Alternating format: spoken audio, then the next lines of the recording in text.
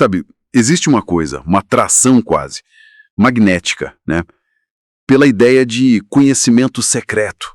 Aquela coisa de uma sabedoria antiga, poderosa, que fica ali guardada só para alguns. E na Cabala, essa aura toda de mistério, não é só história, não. Tem razões bem profundas para que os ensinamentos mais essenciais não sejam simplesmente, sei lá, publicados num manual, né? Tem um peso, uma responsabilidade enorme na palavra, ainda mais quando ela mexe com a alma, com o espírito. E é justamente aí que a gente vai focar hoje. Vamos mergulhar nas leis espirituais que regem como essa sabedoria da Cabala é passada adiante. A nossa referência principal vai ser um texto-chave do Baal HaSulam, que foi um gigante da Cabala no século XX, sabe? O texto chama As Leis da Transmissão da Cabala. O que a gente quer entender aqui é o significado real por trás daquela frase famosa, né? Aquela que intriga. Estou revelando uma parte e ocultando duas.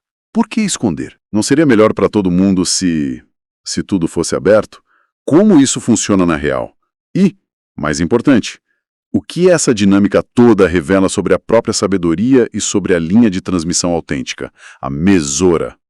Bom, vamos tentar desvendar isso. Olha, é fundamental, logo de cara, tirar essa ideia de que esse ocultamento seja tipo um elitismo espiritual, sabe? Um clubinho fechado. A lógica que o Baal HaSulam apresenta é bem o contrário. É um mecanismo de proteção e que é essencial com duas faces. Primeiro, é para proteger a própria sabedoria, para ela não ser vulgarizada, distorcida ou usada para fins egoístas. O texto até usa uma palavra forte, né? Profanada, ou seja, esvaziada do sentido sagrado dela. E segundo, tão importante quanto, é proteger quem está aprendendo. Porque, veja bem, um conhecimento espiritual mal compreendido ou aplicado de forma errada, nossa, pode levar para desvios perigosos. Para arrogância espiritual, né? Ao invés da humildade, da correção que são o objetivo. É um processo que exige, assim, um cuidado, uma precisão quase cirúrgica. Entendi.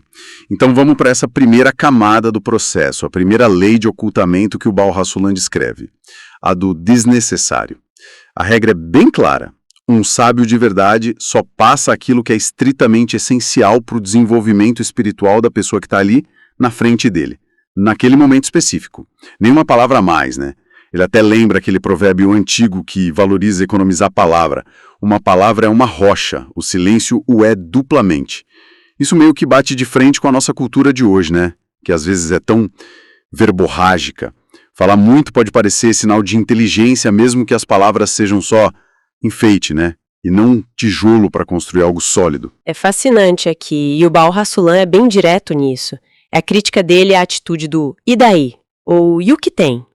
Ele define isso como a mentalidade mais, assim, corrosiva que pode existir no caminho espiritual. É a da pessoa que busca o conhecimento por pura curiosidade, sabe? Por passatempo, sem nenhuma intenção séria de aplicar aquilo para se transformar, para corrigir o próprio ego. É o conhecimento pelo conhecimento. Ou pior, né? Conhecimento como status. Mas por que essa atitude é tão ruim? Qual o problema real que ela causa? Além de, sei lá, ser uma perda de tempo pro mestre, talvez. O dano é profundo. Revelar conceitos espirituais altos para alguém com essa mentalidade de "e aí?" Ele compara a jogar sementes raras, potentes, num terreno cheio de pedra, seco. Não só não vai nascer nada de bom dali, como a própria semente se perde, entende?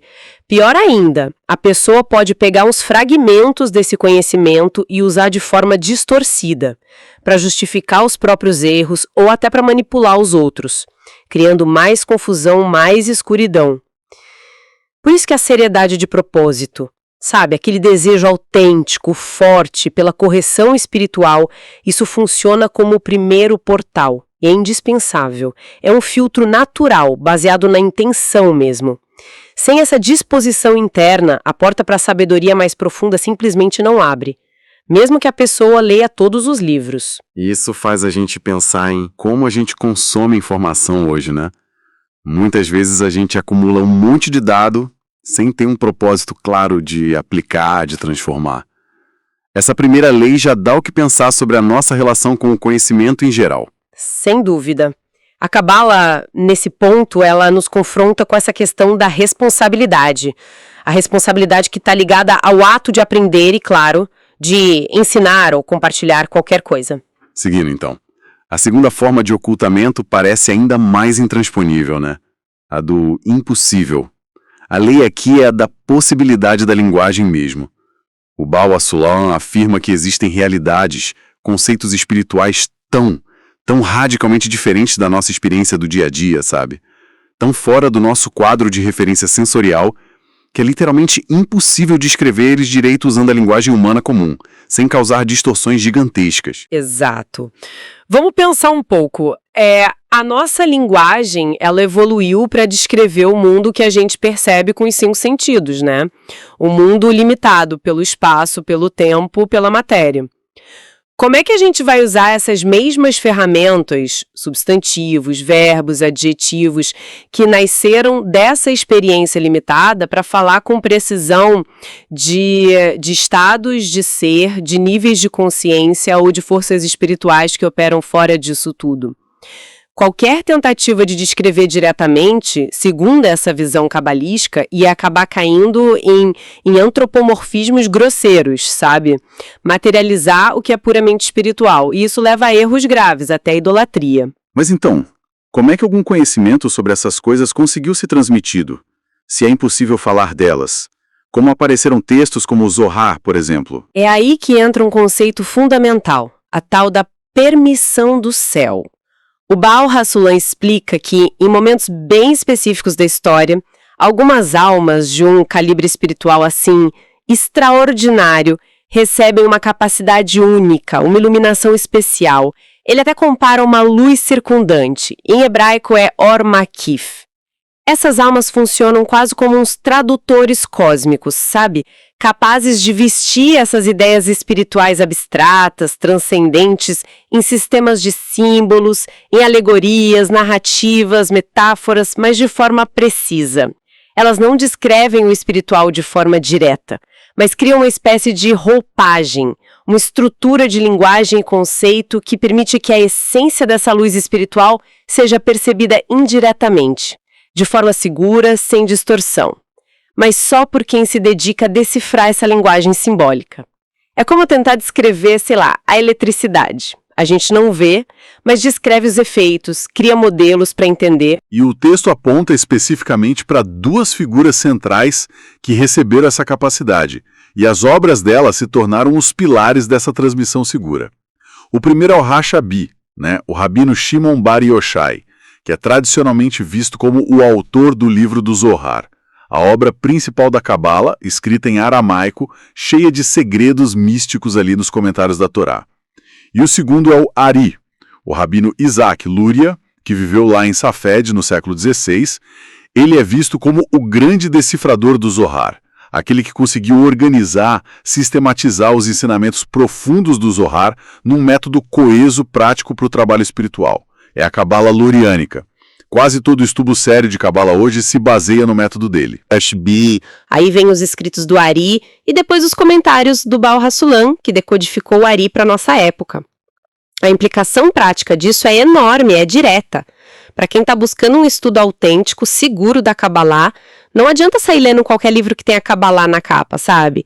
É fundamental se ater essa linhagem, a esses textos-fonte e os comentários autorizados deles. Fora desse eixo, o risco de cair em interpretação fantasiosa, em psicologismo barato ou distorção que leva para longe do objetivo real, nossa, é imenso. A gente vê muita apropriação indevida hoje em dia que ignora completamente essa estrutura e a linguagem precisa que essas almas especiais desenvolveram. Isso reforça muito a ideia de que não é só o que a gente estuda, mas como e de onde a gente estuda. A fonte e o método são cruciais para evitar que o impossível acabe virando o enganoso. Perfeitamente colocado. Essa roupagem criada pelo Rajbai e pelo Ari é essencial para conseguir navegar por esses conceitos sem se perder. O que nos leva à terceira lei de ocultamento, que o texto descreve como a mais fundamental e rigorosa de todas. É a lei da dignidade, ou do merecimento. Essa se baseia direto num versículo dos Salmos 25:14. O segredo do Eterno é para os que o temem.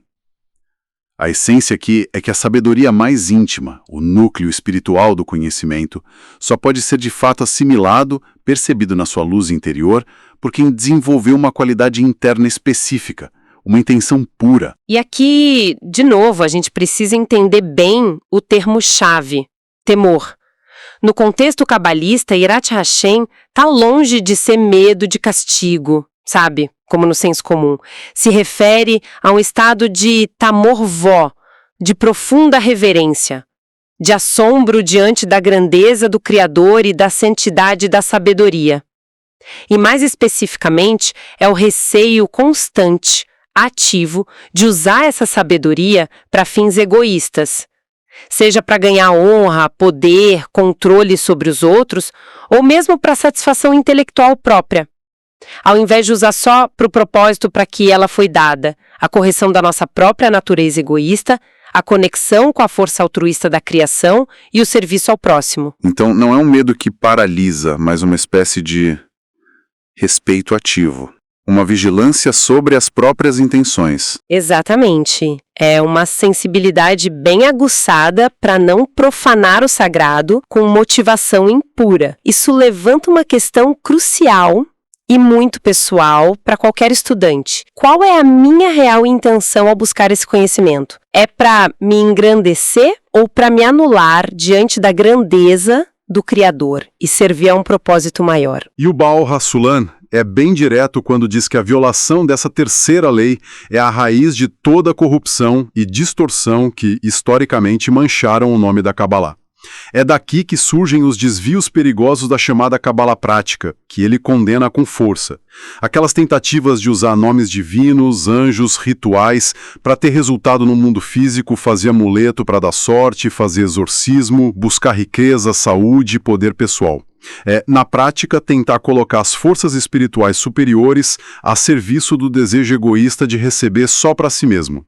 Ele chega a dizer que toda a necessidade de ocultar a sabedoria, todas as outras leis, surgiram principalmente por causa desse perigo específico de mau uso motivado pelo ego. Dá para entender, então, porque os sábios antigos, como está descrito lá nas fontes do Talmud, eram tão seletivos e rigorosos na hora de examinar um discípulo antes de sequer pensar em passar os segredos mais profundos da criação, os chamados Maaseh Bereshit, a obra da criação, e Maaseh Merkavé, a obra da carruagem.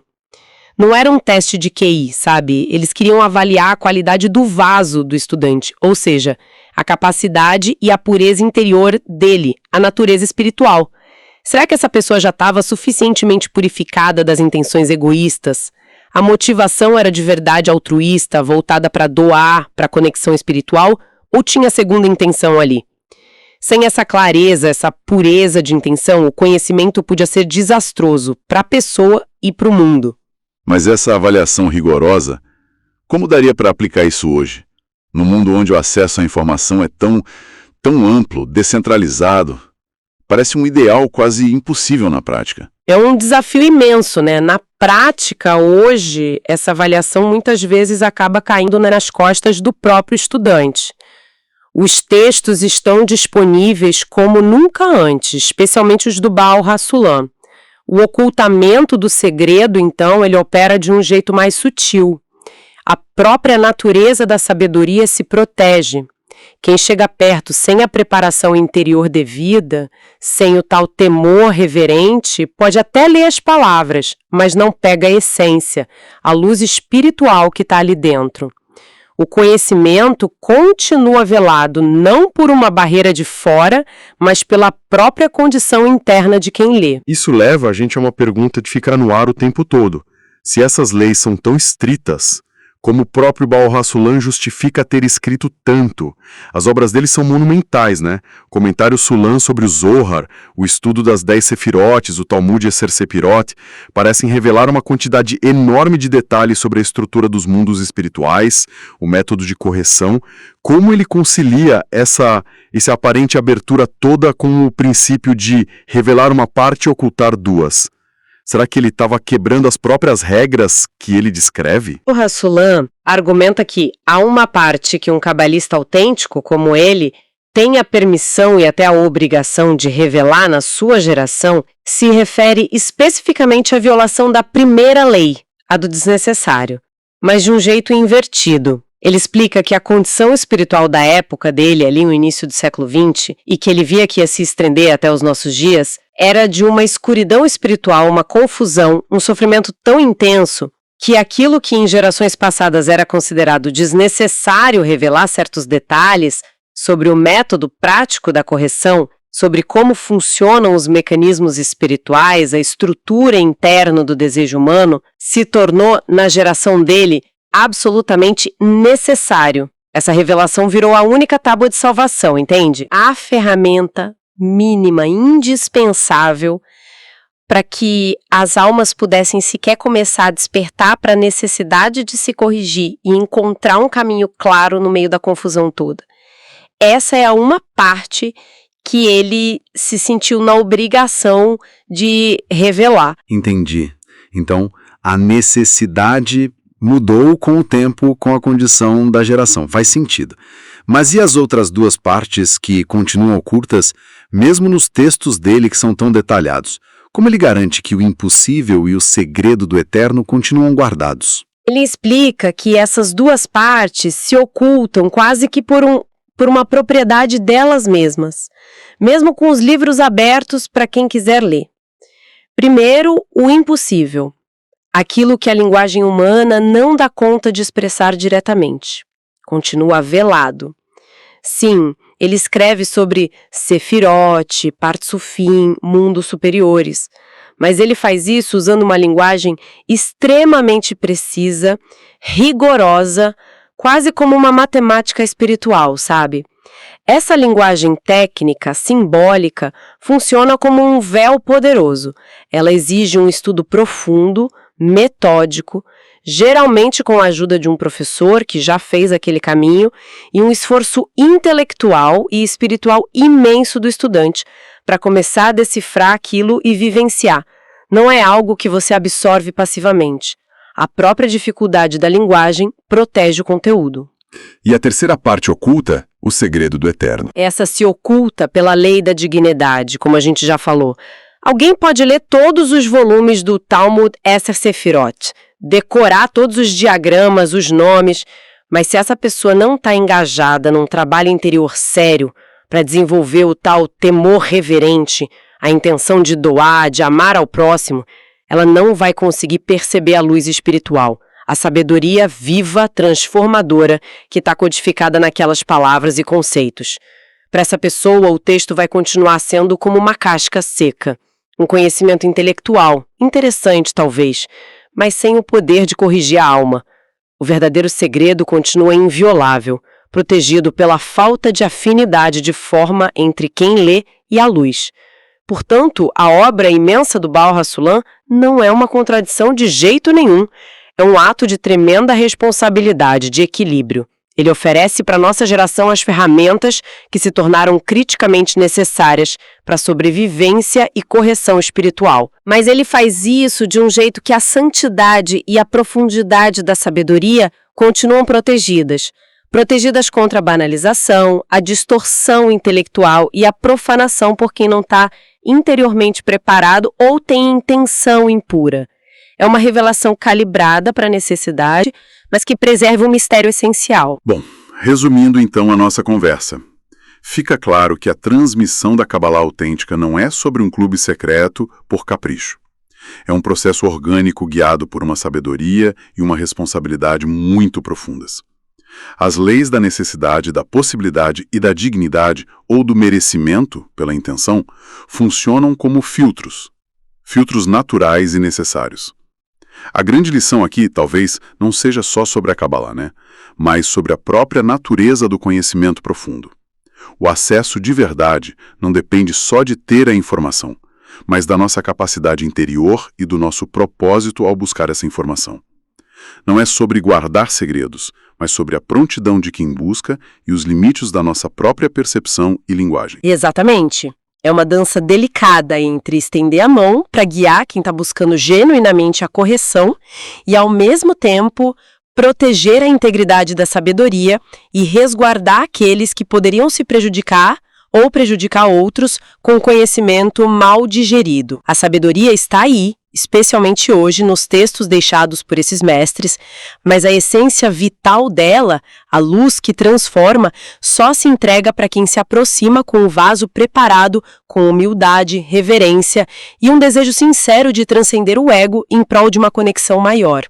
E isso nos deixa, talvez, com uma provocação final para nossa própria reflexão. Se essas leis tão cuidadosas foram pensadas para passar um conhecimento espiritual específico, como a gente poderia pegar alguns desses princípios, a responsabilidade pelo impacto da informação, o discernimento sobre a real necessidade de revelar algo, pensar sobre o preparo e a intenção de quem recebe e aplicar na forma como a gente compartilha qualquer tipo de conhecimento ou informação que seja potente e transformadora no nosso mundo de hoje? Um mundo inundado de dados, de opinião, de fake news, de comunicação superficial, reativa. O que significaria na prática do nosso dia a dia, no trabalho, nas redes sociais, nas conversas, aplicar uma ética de revelar uma parte e ocultar duas? Como achar o equilíbrio entre a transparência que é necessária e a responsabilidade pelas consequências do que a gente diz e compartilha? Fica aí a questão para a gente pensar.